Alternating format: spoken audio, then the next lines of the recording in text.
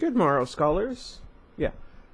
Sorry for another late upload. I've been kind of busy, and I had to take a shower, help relax, and calm myself down.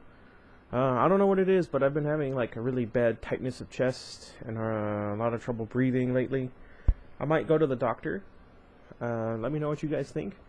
Anywho, welcome back to Star Wars: Heir to the Empire. We are on Chapter 11, page 123. Hang on, R2, Luke called as the first gusts of atmospheric turbulence began to bounce the X-Wing around. We're coming in. Scanners all working okay? There was an affirmative twitter, he. From the rear, the translation appearing across his computer's scope. Good, Luke said, and turned his attention back to the cloud-shrouded planet rushing up to meet them. It was odd, he thought, how it had only been on that first trip into Dagobah that the sensors had so totally failed on approach. Or perhaps not so odd. Perhaps that had been Yoda deliberately suppressing his instruments so as to be able to guide him unsuspectingly to the proper landing site. And now Yoda was gone. Firmly, Luke put the thought out of his mind. Mourning the loss of a friend and teacher was both fitting and honorable, but to dwell unnecessarily on that loss was to give the past too much power over the present.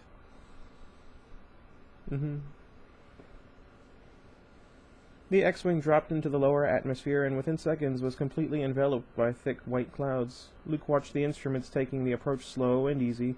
The last time he'd come here, just before the Battle of Endor, he'd made the landing without incident, but just the same, he had no intention of pushing his luck.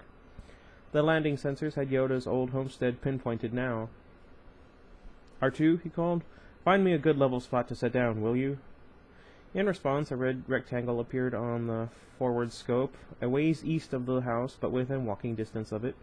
Thanks, Luke told the droid and keyed in the landing cycle. A moment later, with one last mad flurry of displaced tree branches, they were down. Slipping off his helmet, Luke popped the canopy. The rich odors of the Dagobah swamp flooded in on him. A strange combination of sweat and decay. Of sweet and decay. There we go. Sorry. That sent 100 memories flashing through his mind. That slow twitch of Yoda's ears, the strange but tasty stew he'd often made, the way the wispy hair of his had tickled Luke's ears whenever he rode on Luke's back during training, the training itself, the long hours, the physical and mental fatigue, the gradually increasing sense of and confidence in the Force, the cave and its dark side images. The cave. Abruptly, Luke stood up in the cockpit, hand going reflexively to his lightsaber as he peered through the haze. Surely he hadn't brought his X-Wing down by the cave. He had. There, no more than 50 meters away, was the tree that grew from just above that evil place, its huge blackened shape jutting upward through the surrounding trees. Beneath and between its tangled roots, just visible through the mists and shorter vegetation, he could see the dark entrance to the cave itself. Wonderful, he muttered. Just wonderful. From behind him came an interrogative set of beeps. Never mind, R2, he called over his shoulder, dropping his helmet back onto the seat. It's all right. Why don't you stay here and I'll... The X-Wing rocked just a bit, and he looked back to find R2 already out of his socket, and working his way gingerly, forward. Or if you'd rather, you can come along, he said wryly. I don't know if I'm pronouncing that correctly. R2 began beeping again. Not a cheerful beep exactly, but one that definitely sounded relieved. The little droid hated being left alone. Hang on, Luke directed him. I'll get down and give you a hand. He jumped down. The ground felt a little squishy beneath his feet, but it was easily firm enough to support the X-Wing's weight. Satisfied, he reached out with the Force to lift R2 from his perch and lower the droid to the ground beside him. There you go, he said. From off in the distance came the long, trilling wail of one of Dagobah's birds. Luke listened as it ran down the scale, eyes searching the swamp around him and wondering why exactly he'd come here. Back on Coruscant, it had seemed important, even vital, that he do so. But now that he was actually standing here, it all seemed hazy. Hazy and a little more, and more than a little silly. There we go. Beside him, R2 beeped questioningly with an effort. Luke shook off the uncertainties. I thought Yoda might have left something behind that we could use, he told the droid, choosing the most easily verbalized of his reasons. The house should be... He glanced around to get his bearings. That way. Let's go. The distance wasn't great, but the trip took longer than Luke had anticipated. Partly it was the general terrain and vegetation. He'd forgotten just how difficult it was to get from one place to another through the Dagobah swamps. But there was something else, too. A low-level but persistent pressure at the back of his mind that seemed to press inward, clouding his ability to think. But at last they arrived, to find the house effectively gone. For a long minute, Luke just stood there, gazing at the mass of vegetation occupying the spot where the house had been. A freshly renewed sense of loss struggling against the embarrassing realization that he'd been a fool. Growing up in the deserts of Tatooine, where an abandoned structure could last for half a century or more, it had somehow never occurred to him to consider what would happen to that same structure after 5 years in a swamp.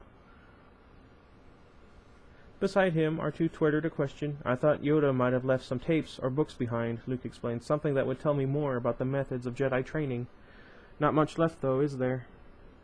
In response, R2 extended his little sensor plate. "Never mind," Luke told him, starting forward. "As long as we're here, I guess we might as well take a look." It took only a few minutes to cut a path through the bushes and the vines with his lightsaber, and to reach what was left of the house's outer walls. For the most part, they were rubble, reaching only to his waist at their highest. His waist, okay. And covered with a crisscrossing of tiny vines. Inside was more vegetation, pushing up against, and in some places through, the old stone hearth. Half buried in the mud were Yoda's old iron pots, covered with a strange-looking moss. Behind him, R2 gave a quiet whistle. "No, I don't think we're going to find anything useful," Luke agreed, squatting down to pull one of the pots out of the ground. A small lizard darted out as he did so, and disappeared into the reedy grass. "R2, see if you can find anything electronic around here, will you? I never saw him use anything like that, but—" He shrugged. The droid obediently raised his sensor plate again. Luke watched as it tracked back and forth, and suddenly stopped. "Find something?" Luke asked. R2 twittered, hee-hee, excitedly, his dome swiveling to look back the way they'd come. "Back that way?" Luke frowned. He looked down at the debris around him. "Not here?" R2 beeped again and turned around, rolling with some difficulty across the uneven surface. Pausing, he swiveled his dome back toward Luke and made a series of sounds that could only have been a question. "Okay, I'm coming," Luke sighed, forcing back the odd sense of dread that had suddenly seized him. "Lead the way." The sunlight filtering through the leafy canopy overhead had become noticeably dimmer by the time they had come within sight of the X-Wing. "Now where?" Luke asked R2. "I hope you're not going to tell me that all you were picking up was our own ship." R2 swiveled his dome back around, trilling a decidedly indignant denial. His sensor plate turned slightly, to point directly at the cave. Luke swallowed hard. "You're sure?" The droid shrilled again. "You're sure," Luke said. For a minute he just looked across the mists at the cave, indecision swirling through his mind. There was no genuine need for him to go in there. Of that much he was certain. Whatever it was R2 had detected, it would not be anything Yoda had left behind, not in there. But then, what was it? Leia had referred to a Bafashi dark Jedi who'd come here. Could it be something of his? Luke gritted his teeth. "Stay here, R2, he instructed the droid as he started across to the cave. "I'll be back as soon as I can." Fear and anger, Yoda had often warned him, were the slaves of the dark side. Vaguely, Luke wondered which side curiosity served. That's a great question. I should do a video on that. Up close, the tree straddling the cave looked as evil as he remembered it, twisted, dark, and vaguely brooding, as if it was itself alive with the dark side of the Force. Perhaps it was. Luke couldn't tell for sure, not with the overwhelming emanations of the cave flooding his senses. It was, clearly, the source of the low-level pressure he'd felt ever since his arrival on Dagobah.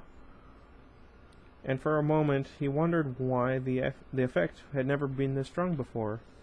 Perhaps because Yoda had always been here before, his presence shielding Luke from the true strength of the cave's power. But now Yoda was gone, and Luke was facing the cave alone. That sent chills up my spine. He took a deep breath. "I am a Jedi," he reminded himself firmly. Slipping his comlink from his belt, he thumbed it on. "R2, you copy?" The comlink trilled back. Okay, I'm starting in. Give me a signal when I get close to whatever it is you're picking up. He got an affirmative-sounding beep. Returning the comlink to his belt, he drew his lightsaber. Taking another deep breath, he ducked under the gnarled tree roots and stepped into the cave. This, too, was as bad as he remembered it. Dark, dank, alive with skittering insects and slimy plants, it was generally as unpleasant as a place as Luke had ever been in.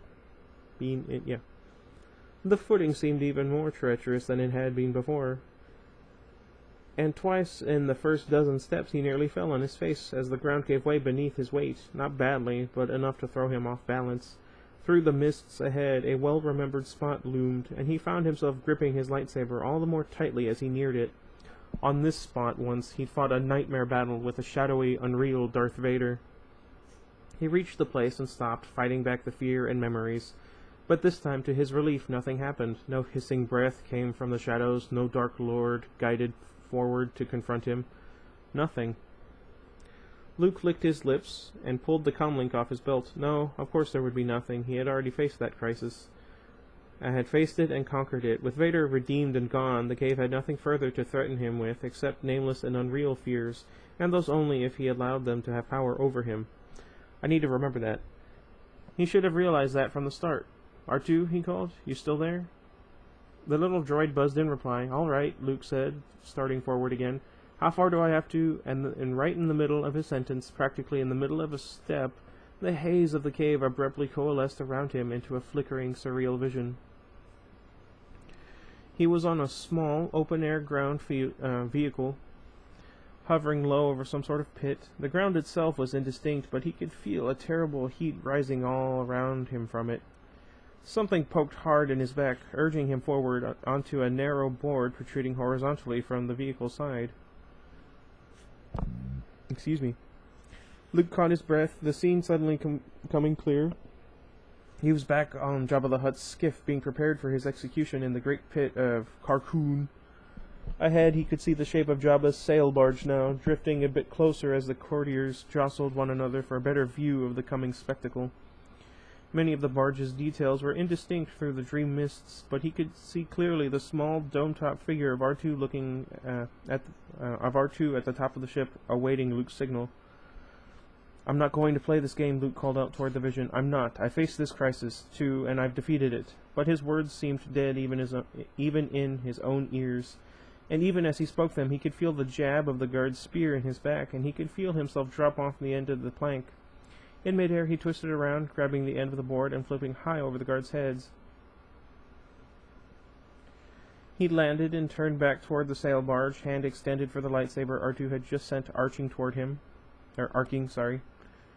It never reached him. Even as he stood there waiting for it, the weapon changed direction, curving back toward the other end of the sail barge. Frantically, Luke reached out for it with the Force, but to no avail.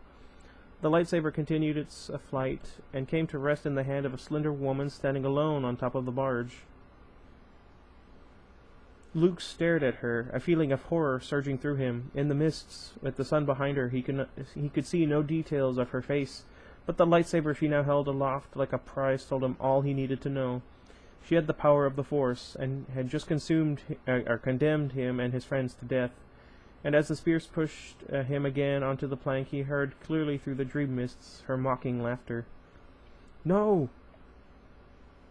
Dang it. I could have done that better. Oh well. Luke shouted, and suddenly as it had appeared, the vision vanished. He was back in the cave on Dagobah, his forehead and tunic soaked with sweat, a frantic electronic beeping coming from the comlink in his hand. He took a shuddering breath, squeezing his lightsaber hard to reassure himself that he did indeed still have it. He worked moisture into a dry throat and tried again. It's okay, R2, he assured the droid. I'm all right. He paused, fighting through the disorientation to try and remember what he was doing here. Are you still picking up that electronic signal? R2 beeped affirmatively. Is it still ahead of me? Another affirmative beep. Okay, Luke said, shifting through the lightsaber in his hand. He wiped more of the sweat from his forehead and started cautiously forward, trying to watch all directions at once. But the cave had apparently done its worst. No more visions rose to challenge his way as he continued deeper in, and at last R2 signaled that he was there. The device, once he'd finally pried it out of the mud and moss, was a distinct disappointment. A small, somewhat flattened cylinder, a little longer than his hand, with 5 triangular rust-encrusted keys on one side, and some flowing alien script engraved on the other. "This is it?" Luke asked, not sure he liked the idea of having come all this way here just for something so totally nondescript. "There's nothing else?" R2 beeped affirmatively and gave a whistle that could have only been a question. "I don't know what it is," Luke told the droid. "Maybe you'll recognize it. Hang on, I'm coming out." The return trip was unpleasant, but also uneventful, and a short time later he emerged from under the tree roots with a sigh of relief into the relatively fresh air of the swamp. It had grown dark while he'd been inside.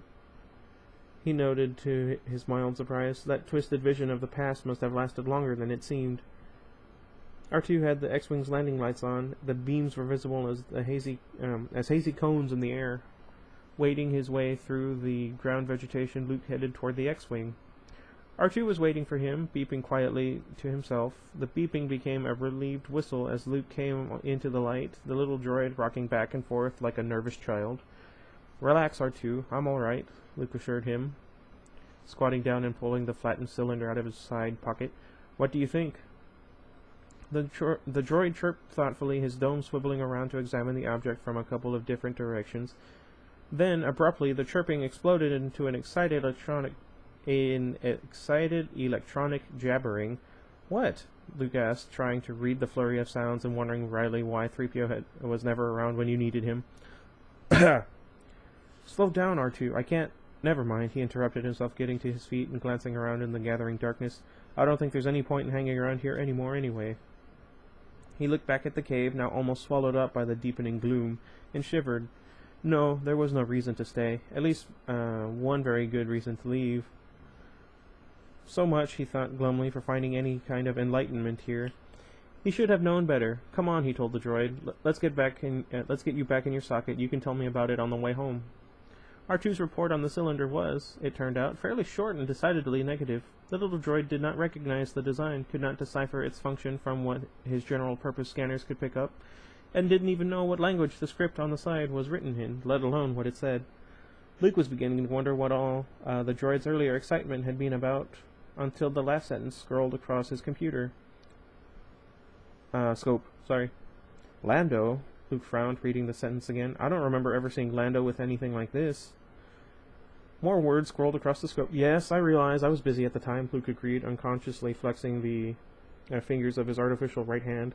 "Getting fitted with a new hand will do that. So did he give it to General Madine, or was he just showing it to him?" Another sentence appeared. "That's okay," Luke assured the droid. "I imagine you were busy too."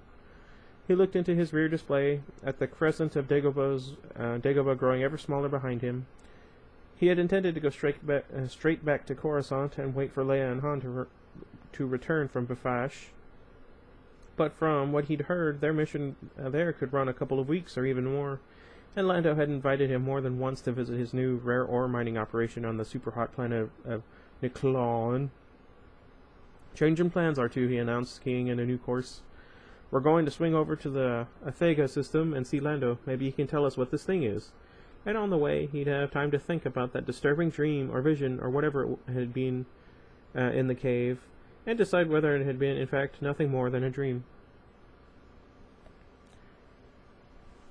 That's actually kind of a short chapter, but I don't mind. I'm kind of tired anyhow.